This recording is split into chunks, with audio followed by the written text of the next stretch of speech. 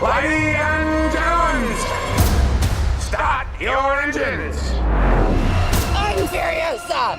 The darkest of angels.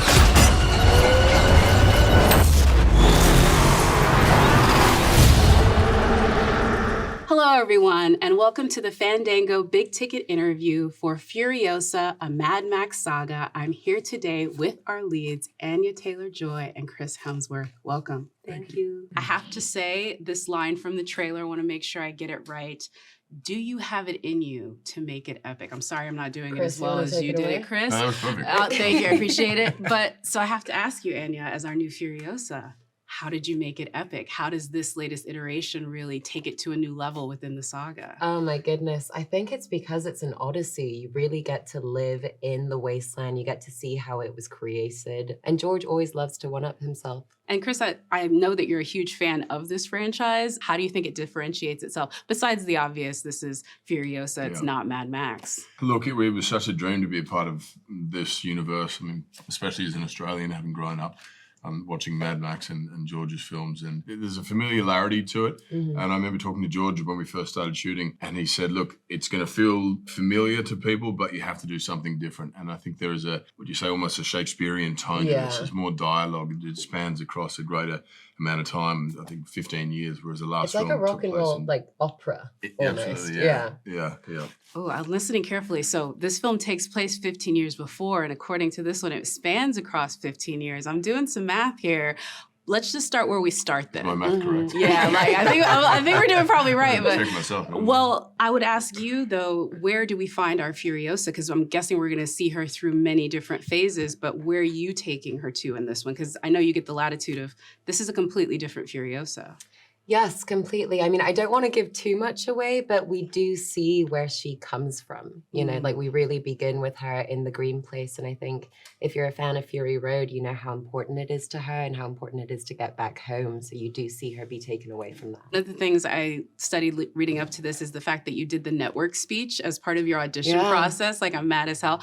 How did you craft this Furiosa? Obviously, anger is a huge part of that, I'm guessing, maybe a little bit? Hugely, but what's really interesting about it is I've thought about this a bit. I think the reason why George wanted me to do that speech as my audition is I think he wanted to see how angry I could get to then learn, you know, how we're going to like tamp this down, because this is a world that doesn't really allow for any kind of vulnerability. And so it's just a lot of tension consistently, because if you show any sort of crack, you die in the wasteland. And so I think he wanted to see how much I could ramp up to, so then we could like simmer down and keep it building throughout the film. Chris, you play Dementus in this one, Warlord Dementus, and everything that your energy in the trailer has me just like, I just want to know where you're taking it to. But talk a little bit about his relationship to Furiosa, and more importantly, his rivalry with Immortan Joe, because that was our last villain, and maybe now this is like a both sides character. You get a greater sense of the geography and the warring tribes and different groups and the power play between Gastown, Bullet Farm, the Immortan Joe, and who's running what and how. And I guess the relationship between Furiosa and Dementus, from Dementus's point of view, is somewhat paternal, and he sees himself as someone who has watched over her and taken care of her. Quite the opposite from Furiosa's point of view. And it's a very convoluted, conflicted, violent, traumatic sort of relationship that for me stemmed from his own sort of insanity. He's also a product of the wasteland. He also is a individual that has learnt that life is cheap and survival by any means possible, rule with an iron fist, kill or be killed. You know, it's a dangerous space they all find themselves in, and interesting to see what different characters and personalities are birthed from that pretty violent existence. You know, listening to you, that maybe explains the teddy bear and the cape a little bit, but can you just expand on that just slightly? Because that was the one thing that I noticed. Where's that? Well, the teddy bear is important. The teddy bear comes to play. Okay. For sure. Yeah. Okay. And it was initially just the prop that then in my discussions with George started thinking about where it could have come from and what it meant to Dementus and what was the history and so on. And it grew throughout the film, its kind of relevance or its importance to him and I guess to Furiosa and their relationship. And But there's this ambiguity to it as well. We don't ever sort of specifically answer every question, which I think is so wonderful about George's storytelling. Offers up ideas and suggests themes and conversations, and people are allowed to walk away and sort of examine that and pull from it their own interpretation. But it definitely holds a place within the film for sure. As a proud Australian, I'm sure, I feel like Mad Max is very synonymous with film in Australia, let alone what George has done in addition to that. And I loved you say that this was one of the most satisfying experiences that you've had, sort of like coming to this character. What does it mean for you? Because it's probably like a dream job as an actor in Australia. Like, I got to act in a George Miller Mad Max movie. Yeah. Like, that's bragworthy. Absolutely.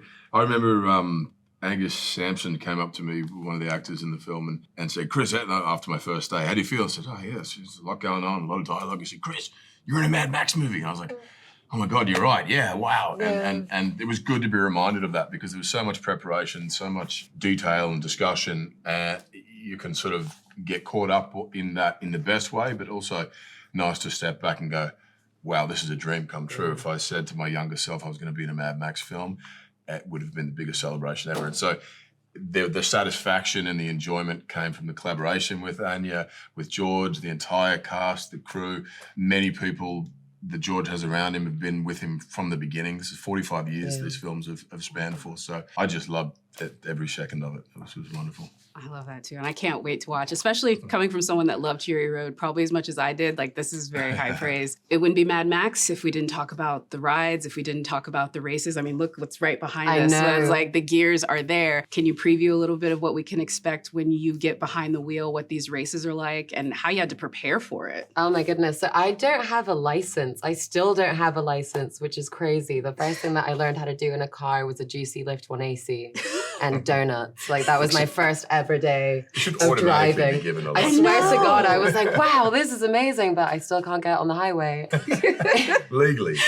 Legally, exactly, Wow. exactly. But yeah, I think, again, George is really one-upping everything in this film. And so if you can believe it, the builds are even more incredible. And I think both of us as fans, you would come onto set, especially for the big set pieces, and just be utterly blown away for like craftsmanship in all of these vehicles and all of the different locations that they built. It was really quite extraordinary. And it's something that I will never get over, to have a scene start with start your engine and then action. It's like, yes, rock and roll. Love it. And I know you're a big fan of F1 and everything with racing. This must have been also a dream, just the gearhead part of you. And you've played a racer before. Was it sort of like going back into the same thing? A little bit, yeah. I mean, when I shot Rush years ago, it was Formula 1, Formula 2, Formula 3, but all based around the 70s and replicas of cars and so on. This was that times infinity. You know, the engines and everything was designed to be loud and aggressive. So the mufflers were taken off things. Yeah. Everything was amplified, and there was the visceral sort of intensity, as Anya said, when you said start your engines and all the bikes and cars turned on, your whole body starts to shake. And so it was hard not to be wrapped up in that. Do you have a favorite car or a favorite car moment for folks to like sort of stand? I mean, you get to drive the War Machine. I think I could spy from the trailer. The War Rig. I have a real soft spot for the War Rig, just because there's a really big set piece that we have in it called Stowaway to Nowhere, and that was, I think, the longest I've ever shot anything, the longest I think anyone on set had ever shot anything. So yeah, that all takes place on the War Rig. So I do have a soft spot for it, but I do love Cranky Black. Is that the cranky back behind? That's Cranky Black, yeah. What about you? Is it the same? Well, the big monster truck thing that you see in the trailer was wild. And I remember the stunt guys saying, yeah, make sure you put your earplugs in, and before we started up. And one of the takes I'd sort of forgotten. I was like, oh, don't worry, I'll do this take. We'll just keep moving.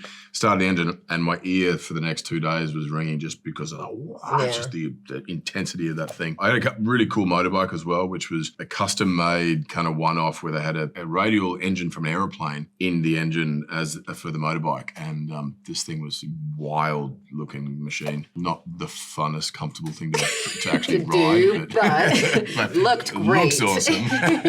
And you're a big dude, like having to get into these vehicles. I feel for you a little bit on like trying to squeeze in there. You're our leads, and let me go ahead and say my ticket was bought the minute y'all were announced. My ticket was bought at Furiosa, but then y'all like, okay, we're opening day for this one.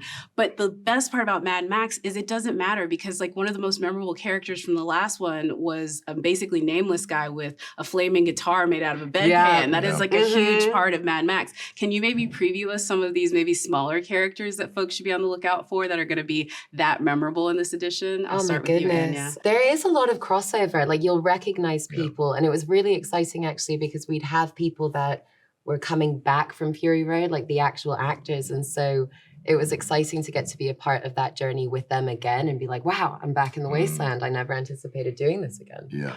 And George he's so good at, I think, assembling people that complement each other in different ways. And you had actors that were trained theatre experienced actors, and then you had individuals who, some guys had just come out of prison and had started studying theatre and acting while in prison, and that became their hobby. And people who hadn't acted and people who had. And so there was a real diverse sort of mix of characters, but all, I think, had been auditioned through George wanting to know who they were and what story they had to tell, and wanted as much of their fabric and aesthetic on the screen, and wanted their personalities to come through. And so every day you'd find someone new and go, oh my God, hang on, what's your story? You're from where? And Is there somebody on set with like a Bible to keep all that straight? Because I'm like, I feel like this is with 40 years, like this deep. It's you know what's wild is George is on top of everything. We had 3 units running the entire time, and there's not a single thing that you see that was not, I call it painting. Like George paints to the extent where like I'm on second unit and we do a bunch of takes, and then he calls in, he's like, no, her helmet has to be 1 centimeter further up her head. Reshoot everything, like he is on top of everything.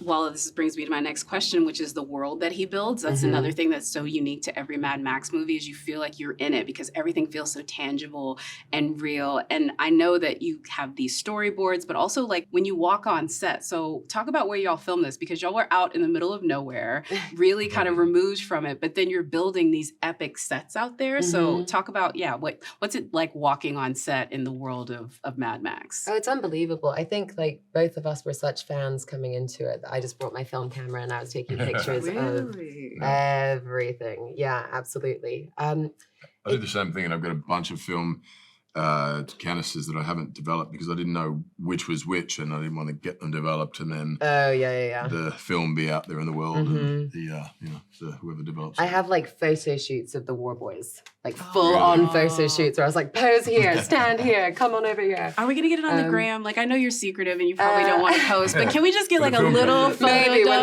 the film comes out, maybe. Please, I'm like, I know it's definitely the best film I've ever had developed for sure.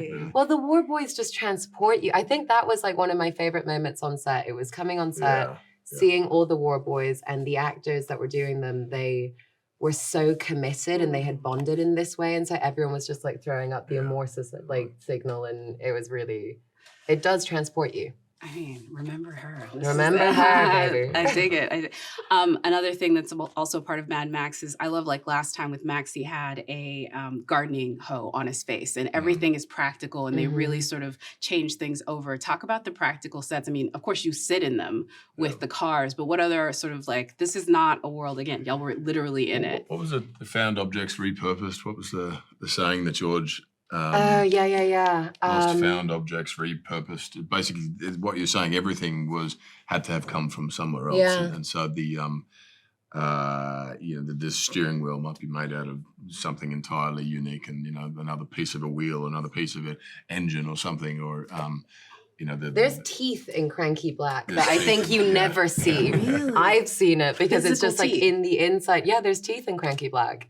Like you're never bored on set. There's always something to look at. But it is pretty cool because like kind of going back to the teddy bear, because every object has such importance, you spend about 2 weeks before you shoot anything with George discussing absolutely everything in the script, the necessity of it. And because of that, certain objects actually become really important to storylines because things are so scarce.